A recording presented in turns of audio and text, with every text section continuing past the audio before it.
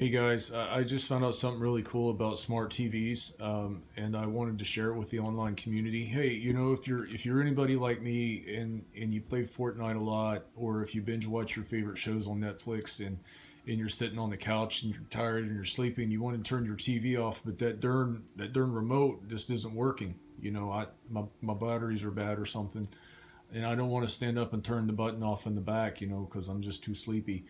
I found out this cool, weird trick that you can do with all smart TVs to turn it off without having to use a remote or having to stand up.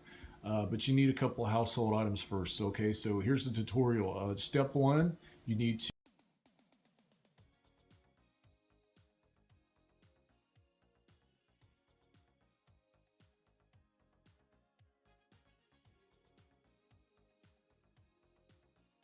have it used in these common household items. You too can turn your smart TV off, no problem, without the remote or standing up to turn the back of the TV off.